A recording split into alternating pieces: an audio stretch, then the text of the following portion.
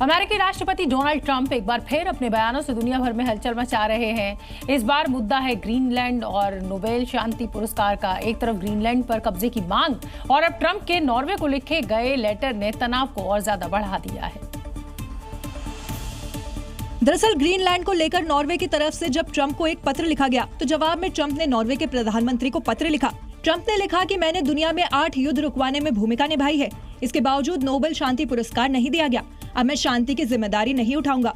इतना ही नहीं, ट्रंप ने ये भी लिखा कि जब तक अमेरिका का ग्रीनलैंड पर पूरा नियंत्रण नहीं होगा तब तक दुनिया सुरक्षित नहीं रह सकती। गौरतलब है कि ट्रंप पहले ही डेनमार्क, नॉर्वे, फ्रांस, जर्मनी समेत कई यूरोपीय देशों पर टैरिफ बढ़ाने की धमकी दे चुके हैं। अब नोबेल पुरस्कार को लेकर नॉर्वे को जिम्मेदार ठहराया।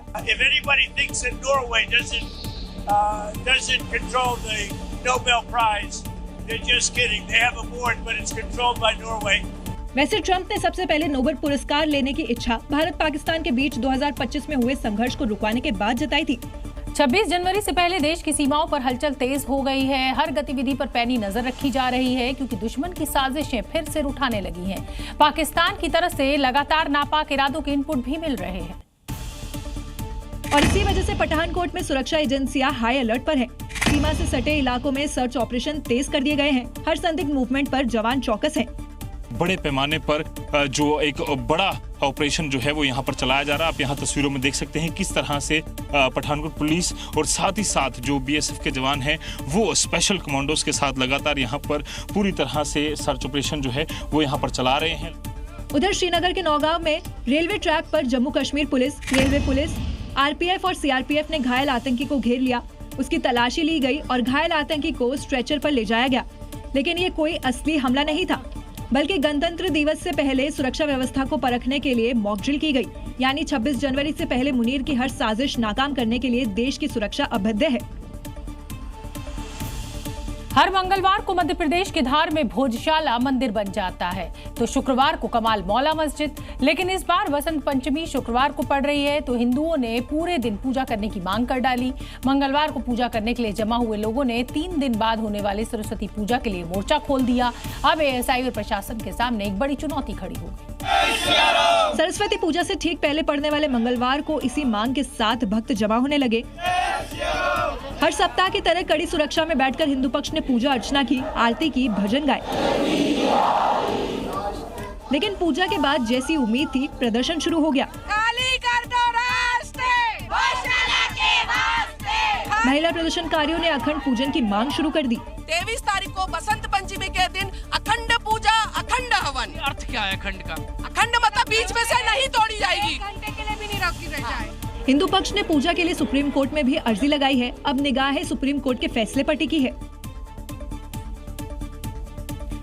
उत्तर प्रदेश के सहारनपुर से एक दिल दहला देने वाली घटना सामने आई है जिसने पूरे इलाके को सन्न कर दिया है। यहाँ एक ही कमरे में एक ही परिवार के 5 सदस्यों के शव मिलने से सनसनी फैल गई। पति, पत्नी, उनकी मां और 2 नाबालिग बच्चों में से कोई नहीं बचा। पति, पत्नी, मां और 2 बेटे, कोई जिंदा नहीं बचा।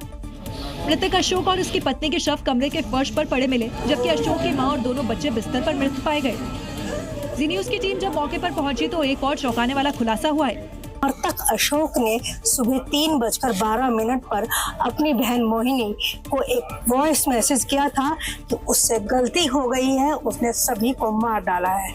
और इसके बाद जब मोहिनी ने ये मैसेज सुबह 7 बजे उठकर देखा, सुना तो उसने फोन किया, लेकिन किसी ने फोन नहीं उठाया।